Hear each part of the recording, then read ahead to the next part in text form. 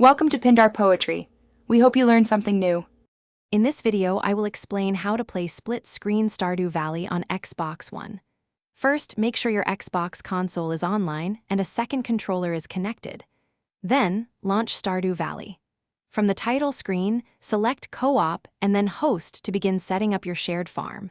This process is straightforward, allowing you to quickly get into the game with a friend. After selecting Host, you'll choose between starting a new farm or loading an existing one. If you host a new farm, you and your friend will begin from scratch. If loading, ensure your save file has an empty cabin built. This cabin is essential for the second player to join.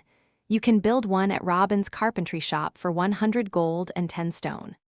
Once your farm is loaded or created, and you are in the game world, open your in-game menu. Look for the Multiplayer tab.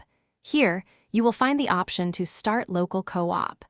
Selecting this will prompt the second player to press a button on their connected controller. This action will bring them into the game, initiating the split-screen view. Now that both players are in, you can enjoy Stardew Valley together in split screen. Each player has their own inventory and can move freely around the farm and town. Collaborate on tasks like farming, mining, and fishing to maximize your progress.